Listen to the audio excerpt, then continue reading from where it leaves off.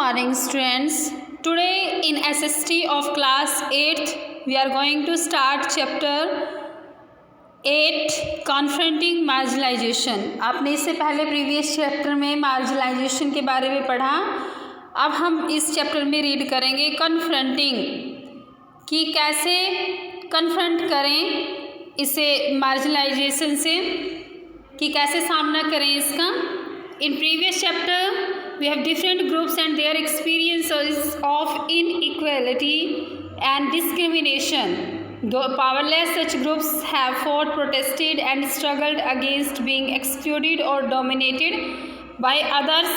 कि कैसे जो दूसरा ग्रुप था, जो ग्रुप हैं डोमिनेटेड लोगों ने उनके ऊपर अधिकार जताया, कैसे उनको डोमिनेट किया गया, कैसे उनके साथ भेदभाव किया गया। They have attempted to overcome their situation by adopting a range of strategies in their long history। अब उन्होंने जो अपने लॉन्ग अटेम्प्ट के साथ ओवरकम इस सिचुएशन पर विजय पाई by adopting a range of strategy. बहुत जो रेंज है स्ट्रेटजी की लॉन्ग हिस्ट्री में। Religious solace, armed struggle, self improvement and education, economic uplift, there appears to be one way of doing things. ये सब करके कि उन्होंने अपने आप को इकोनॉमिकल स्ट्रॉन्ग किया, सेल्फ इम्प्रूवमेंट किया, आर्म्ड स्ट्रगल किया, रिलीजियस सॉलेस, ये सब कुछ अपनाकर उन्होंने अपने आप को अपलिफ्ट किया। There appears to be no one way of doing things. In all cases the choice of struggle has depended on their circumstances that the marginalized find themselves in. In this chapter we will read about some of the ways in which groups and individuals challenges existing inequalities। Adivasi, Dalit, Muslim, women कल read किया था इस chapter में कि ये सारे marginalised group में थे। Argue that simply by being citizen of a democratic country they possesses equal rights that must be respected। कि उनको भी इक्वल राइट्स मिलने चाहिए, उनकी रिस्पेक्ट होनी चाहिए। Many among them look up to the Constitution to address their concern। In this chapter we will see why the Constitution of India is something that marginalized group invoke in the course of their struggle as part of this। ये सब कुछ हम read करेंगे next part में। Invoke fundamental rights, fundamental rights को invoke करना। The constitution as you have learned in the first chapter of this book lays down the principle that make our society and polity democratic. कि जो हमारा constitution है, जो हमारी सरकार है, वो डेमोक्रेटिक हैं। They are defined in and through the list of fundamental rights that are an important part of the constitution. कि जो हमारे फंडामेंटल राइट्स हैं, इम्पोर्टेंट पार्ट्स हैं हमारे कॉन्स्टिट्यूशन का। These rights are available to all Indians equally. हर किसी को इक्वली रूप से जो हमारे इंडियन जो हमारे अधिकार हैं कॉन्स्टिट्यूशन में सबको इक्वली मिले हैं। As far as the marginalised are concern they have drawn on these rights in two ways. First, by insisting on their fundamental rights they have forced the government to recognise the injustice done to them. सबसे पहले तो उन्होंने कि जो fundamental rights है government को force करना कि उनके साथ जो इनजस्टिस हो रहा है उसको पहचानना। In some instances, the struggles of the marginalized have influenced the government to frame new laws। और कई जो उनके struggles थे इन्फ्लुएंस किया गया गवर्नमेंट को to frame new laws, कि उनके लिए नए laws को फ्रेम किया जाए in keeping with the spirit of the fundamental rights। जो हमारा आर्टिकल 17 है कॉन्स्टिट्यूशन में state that untouchability has been abolished. Constitution में आर्टिकल 17 दिया गया है इसके अनुसार कि किसी के भी साथ किसी प्रकार का अस्पृश्यता अनटचेबिलिटी अबॉलिश की गई है। But this means is that no one can henceforth prevent Dalits from educating themselves। कि उनको एजुकेशन लेने से नहीं रोक सकते, उनको टेम्पल में एंटर करने से नहीं रोक सकते, उनको किसी भी प्रकार की पब्लिक फैसिलिटीज़ लेने से कोई भी नहीं रोक सकता, ये उनका अधिकार है जो आर्टिकल 17 में दिया गया। In fact untouchability is a punishable crime now, कि ये अब एक पनिशेबल क्राइम है untouchability. There are other sections in the constitution that help to strength the argument against untouchability. For example, Article 15 of the Constitution notes that no citizen of India shall be discriminated against on the basis of religion, race, caste, sex or place of birth, कि किसी के साथ भी धर्म के आधार पर, जाति के आधार पर, सेक्स के आधार पर, प्लेस के आधार पर कोई भी भेदभाव नहीं किया जा सकता।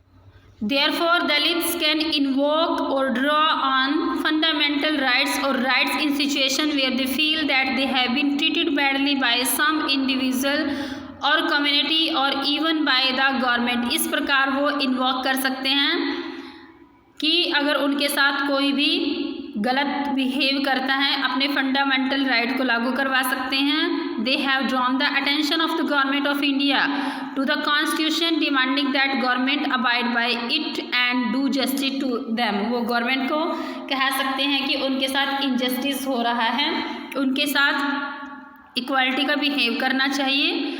Likewise, other minority group have drawn on the fundamental rights sections of our constitution. They have particularly drawn upon the right to freedom of religion and culture and educational rights. In the case of cultural and educational rights, distinct cultural and religious group like the Muslims, Parsis have the right to the guardians of the content of their culture as well as the right to make decision on how best this content is to be preserved। हर किसी को अपने धर्म से related अधिकार है और कि किस प्रकार से उनको प्रिजर्व करके रखना है। Thus, by guaranteeing different forms of culture rights, the Constitution tries to ensure culture justice to such groups। इस प्रकार उनको कल्चर जस्टिस के लिए विश्वास दिलाता है। The Constitution does this so that the culture of these groups is not dominated nor wiped out by the culture of majority community, और ना ही इसे किसी भी जो मेजॉरिटी कम्युनिटी हैं उनके द्वारा वाइप आउट नहीं कर सकता। Next, laws for marginalised. अब मार्जिनलाइज्ड के लिए कौन से लॉ बनाए गए? As you have read, the government makes laws to protect in its citizen, कि सिटीजन्स को प्रोटेक्ट करने के लिए लॉ बनाए गए। Yes, yet this is not the only way in which it takes action. There are specific laws and policies for the marginalized.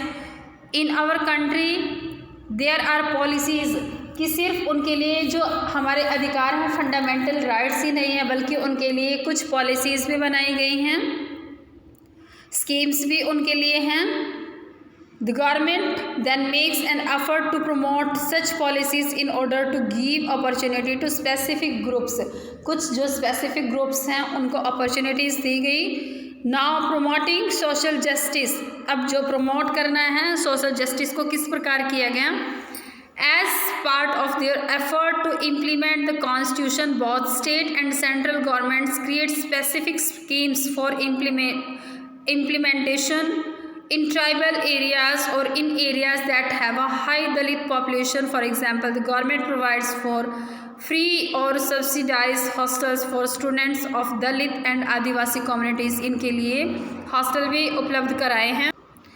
In addition to providing certain facilities, the government also operates through laws to ensure that concrete steps are taken to end inequality in the system. One such law policy is the reservation policy that today is both significant and highly contentious. The law which reserves seats in education। अब जो policy बनाई गई है education में भी seat reserve करना, government employ में भी फॉर दलित्स उनके लिए भी सीट रिजर्व की हुई हैं, एजुकेशन में भी उनके लिए हैं। How does the reservation policy work, किस प्रकार वर्क करती हैं? India have their on list of schedule caste, अपने लिस्ट हैं उनके पास। The central government too has its list students applying to education institute and those applying for post in government are expected to furnish proof of their caste or tribes status. उनको हर किसी को जो अपना caste group एक caste certificate बनवाना पड़ता है, उनको अपना प्रूफ देना पड़ता है और उसके अकॉर्डिंग उनको हर किसी उसमें चाहे उनके मार्क्स हैं या फिर एम्प्लॉयमेंट हैं उनको रिलैक्सेशन दी जाती हैं on the base of their caste. For admission colleges में एडमिशन के लिए भी उनको छूट दी जाती हैं. जो आदिवासी हैं उनके जो राइट्स हैं, दलित, उनके कैसे प्रोटेक्ट किया जाए. In addition to policies our country also has specific laws that guard against the discrimination की सुरक्षा दी जाती है उनको, उनके साथ अगर भेदभाव एक्सप्लॉयटेशन किया जाता है. The villagers of Jagmalgor are gearing up for a big festival once in 5 years. The local deity is honored and priests from 20 neighboring villages. कि जो विलेज जगमलगोर हैं वहाँ पर सब लोग फेस्टिवल के लिए इकट्ठे हुए हैं. 20 नेबरिंग जो विलेजेस हैं वहाँ से जो देती है उनका देवता है उसकी पूजा करने के लिए आए हैं. ये 5 days इवेंट हैं. The ceremony begins with a member of the Dalit family कि दलित फैमिली के मेंबर से स्टार्ट होती है. Washing the feet of all priest, सभी जो प्रीस्ट हैं पादरी लोग हैं उनकी पूजा करने से. And then bathing in the water used for this, और बात करने से in Jagmalgor the person who perform this task belong to Ratnam's family, Ratnam की फैमिली से बिलोंग करते हैं. His father and grandfather has both, ये सब लोग ये काम करते थे. दो दे वर नेवर अलाउड, उनको कभी भी टेम्पल में जाने का अधिकार नहीं मिला. Ritual was viewed as great honour bestowed on them and this special occasion. Now it was Ratnam's turn. Ratnam was all of 20 years studying engineering in nearby college. He refused to perform this ritual. अब रत्नाम की turn थी, उसने मना कर दिया इस ritual को perform करने से. He said that he had no faith in the practice and his family members were forced to perform this ritual because they were Dalit. कि इसकी फैमिली ने उसको फोर्स किया क्योंकि वो दलित थे. बट रत्नाम उसको ने मना कर दिया. जो पावरफुल कास्ट थी अब वो शॉक थी. That such a young boy had the guts to refuse, इतनी हिम्मत उसमें कहाँ से आई. They believed that Ratnam's education which allowed him to imagine that he could start comparing himself with them. वो बिलीव करने लगे कि एजुकेशन के कारण वो अपने आप को उनसे कंपेयर करने लगा. Those from Ratnam's own caste were fearful of angering the powerful. Many worked on their fields as daily basis. अब वो फियर थे, डरे हुए थे कि वो क्योंकि वो उनके खेतों में काम करते थे. ये डोमिनेंट कास्ट थी और वो कैसे कमाएंगे, कैसे जीवित रहेंगे. Ratnam argued that given that not a single Dalit had ever entered the temple, how could the deity be angry with them, कैसे उनसे एंग्री होंगी deity. The powerful caste decide to teach Ratnam as a lesson, उनको एक पाठ पढ़ाने का वो सोचने लगे. His community was order to ostracize him and his family and everyone was told no one should speak or do, कि उनको कास्ट से बाहर कर दिया, उनको बाहर निकाल दिया और कहा कि कोई भी उनसे बात नहीं करेगा. One night some man entered their part of the village and set his hut on fire. He managed their part of the village. He escaped his mother, उसने अपनी माता को बचाया. Ratnam then went to file a case in the local police station under the scheduled caste and scheduled tribes. Case file कर दिया. 1989 other Dalit families still did not come out in the sport as they were scared that a similar fate might await them if they spoke out. वो डरे हुए थे कि यदि वो बोलेंगे कुछ तो उनको डराएंगे या मारेंगे उनको. The case was picked up by the local media, अब ये केस मीडिया में ले जाया गया. अब जो जर्नलिस्ट थे, पत्रकार थे, विजिट किया विलेज को. Ratnam was written about as a symbol of Dalit action. The ritual was called off but his family was forced to move out as they continued to be ostracized by the powerful caste in the village. Next the schedule caste and the schedule tribes. अब उनके act 1989, अब ये act बना.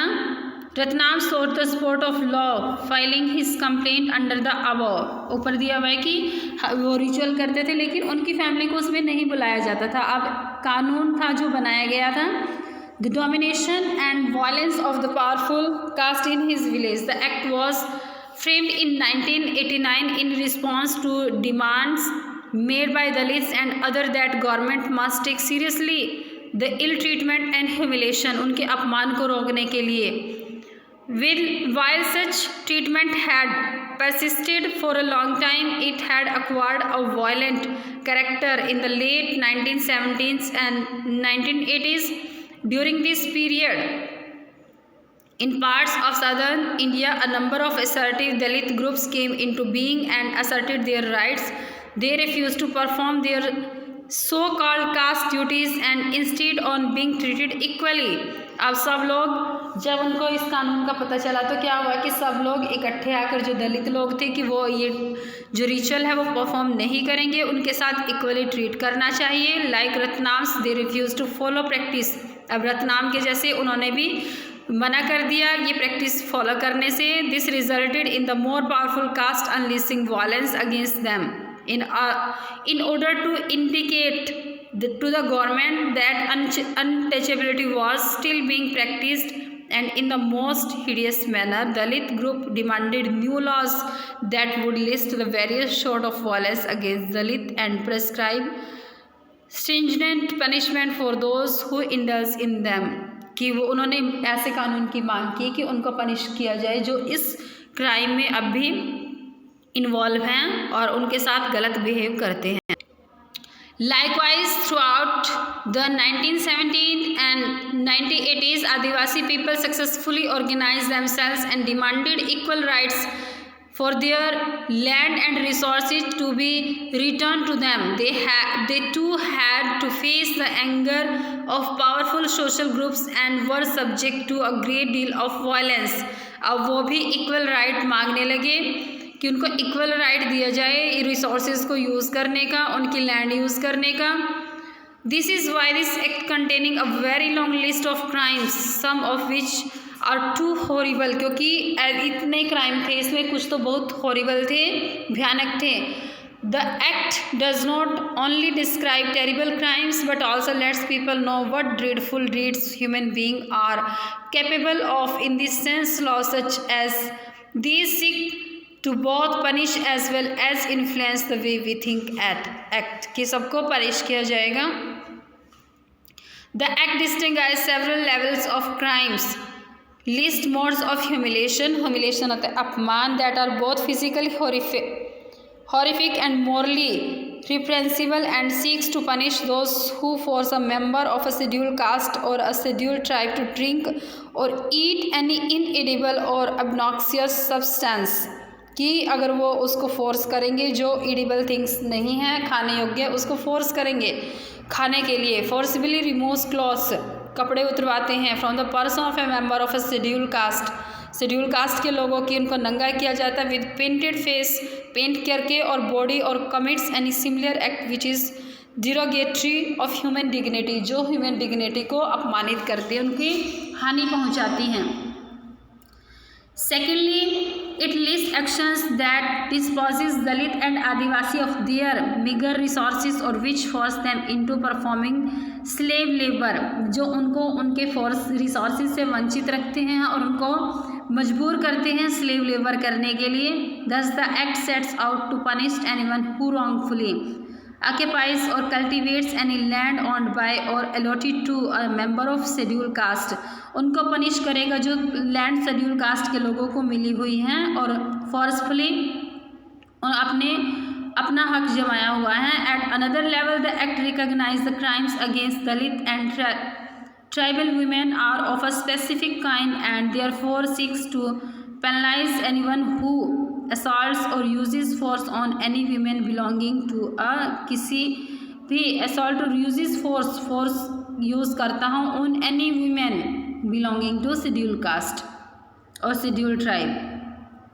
This was the chapter. इस chapter में हमने read किया कि किस प्रकार स्टार्टिंग में प्रीवियस चैप्टर में हमने रीड किया था कि किस प्रकार जो मार्जिनलाइज ग्रुप था उनके साथ किस प्रकार भेदभाव किया जाता था, लेकिन इस चैप्टर में रीड किया कि कैसे उन्होंने इसका सामना किया, कन्फ्रंट किया मार्जिनलाइजेशन को, और किस प्रकार उनके लिए कानून बने, कानून में उनको क्या क्या फैसिलिटीज़ दी गई, ये सब कुछ इस चैप्टर में रीड किया। I hope you understood the chapter. After this we are going to start to solve the question answers of the chapter. Thank you students. Have a nice day.